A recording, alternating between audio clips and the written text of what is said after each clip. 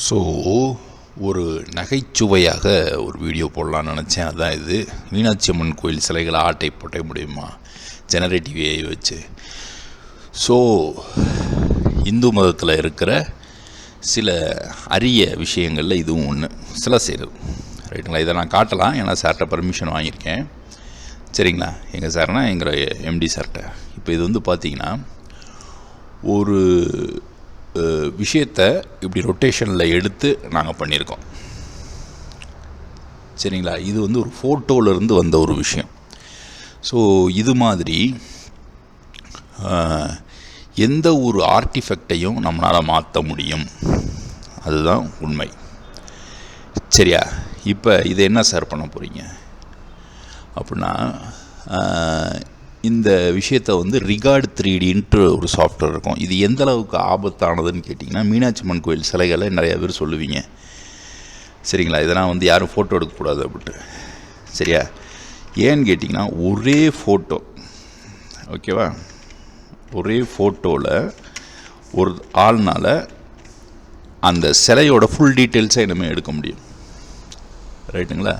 இதை யாராலையும் தடுக்கவும் முடியாது, இதை எதுவுமே பண்ணவும் முடியாது. சரிங்களா? ஸோ இந்தளவுக்குத்தான் இது வந்து ஆபத்தாக இருக்கிறது. ஸோ மீனாட்சி அம்மன் கோயில் சிலைகளை ஒரு ஃபோட்டோ எப்படி சார் எடுத்த எல்லாத்தையுமே நீங்கள் புரிஞ்சுக்குவீங்க. ஃபார் எக்ஸாம்பிள், இந்த ஃபோட்டோ எடுத்துங்க. எவ்வளோ நுணுக்கங்கள் இருக்குது பார்த்தீங்களா?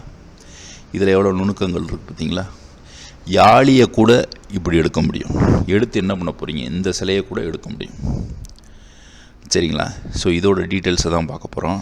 இப்போ இந்த ஒரு ஃபோட்டோ வச்சு ரிகார்டு 3Dன்னு ஒரு சாஃப்ட்வேர் இருக்குது. இது இவ்வளோ தான் நான் சொல்ல முடியும். ஏன்னு கேட்டிங்கன்னா, இது வந்து கண்டிப்பாக இந்த ரிகார்டு 3Dயில் இந்த இமேஜஸை நான் இம்போர்ட் பண்ணி இதை ஒரு பாயிண்ட் க்ளவுடாக மாற்றிடுவேன்.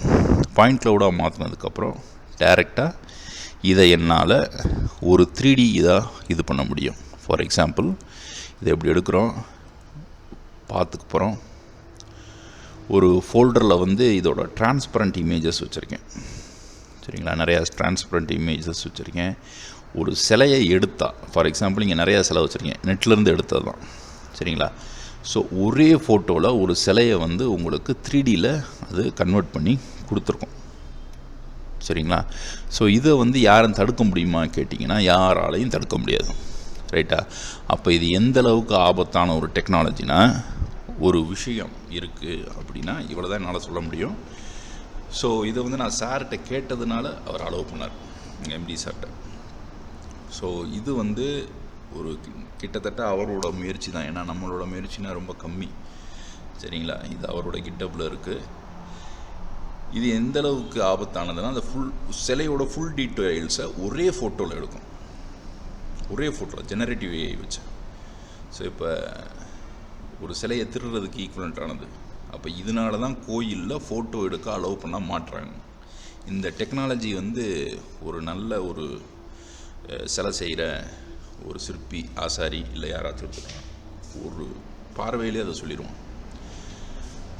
ஸோ எங்கள் சார்கிட்ட நான் அதை ரொம்ப பிடிச்சி பார்த்தது அதுதான். ஒரு யானை செய்கிறது கூட அவ்வளோ டீட்டெயிலிங் பண்ணார். நம்மளோட ஒர்க்கு அதில் வந்து 10% தான் இருக்கும். ஸோ கூடிய விரைவில் அதை பற்றி பார்ப்போம். ஸோ இந்த டெக்னாலஜி வந்து ஜெனரேட்டிவ் ஏஐ இன் டெம்பிள் ஹிந்து ஸ்டாச்சுஸ் ரைட்டா வரும். Okay, English audience, if you cannot understand, we are going to make a single photo into a 3D model.